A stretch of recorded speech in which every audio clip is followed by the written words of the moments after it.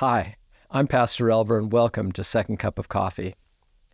I hope that you've had a wonderful Christmas and New Year's season, but as we enter the new year, we want to take a look at some new thoughts and even maybe correct some thoughts that we have about God. The theme for this month, some of you may think is a real duh statement, and others that might push on you on your concepts of God. The theme is this: He hears us. He hears us. Who hears us? God hears us. And I want to take us through these next 4 weeks through a number of things, but especially Psalm chapter 34. I first started thinking about this concept of He hears us in our services during the Christmas season as we were looking together at the book of Luke that really gives a nice, concise view of the Christmas story. In Luke chapter 1, we see a priest who's doing his priestly duties in the temple. He has an encounter with an angel, Gabriel. And the scripture, as it comes up to this, makes it so very, very clear that Zacharias is his name, and his wife Elizabeth don't have any children, and they've gone past the time and age when they can have children.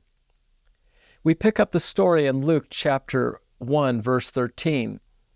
It says, "But the angel said to Zacharias, after he appeared to him, 'Do not be afraid, Zacharias, for your prayer is heard. And your wife Elizabeth will bear you a son, and you shall call his name John.'" It's interesting, the first words that come out of the angel's mouth to Zacharias is, "Don't be afraid." Because when you see an angel, and I don't know if you have or not, I've not seen one, but I believe if we see an angel in their angelic being and their heavenly presence, it'll be something that will just shake us to the core. And the first thing the angel says is, "Don't be afraid. Your prayer has been heard." It's so important that we grasp that as we look at this together. His prayer has been heard. You have to know that God knows who we are. He hears us. He knows our needs. He knows where we live. I mean, when you look at this scripture, the angel spoke Zacharias' name. He spoke his wife's name. He talked about the prayer that had been heard. He talked about the subject of the prayer, the fact that they needed a child, and they knew his address. He met him right where he was. God knows you. He knows where you're at. He hears your cry. Your prayers do not just fall to the ground. I spoke about Psalm chapter 34. Just as we close today, I want to close and share that with you quickly. It says, "I will bless the Lord at all times. His praise shall continually be in my mouth.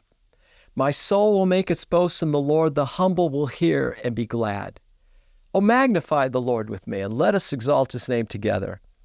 I sought the Lord, and he heard me, and he delivered me from all my fears." You hear that? I sought the Lord, he heard me, and he delivered me. We'll unpack this, as I said, further as we go through the next couple of weeks. But if you have found this to be of any help at all or encouragement, please share it on social media or share it with a friend who may need to know the confidence that we have, or that we have, that God hears us. God bless you.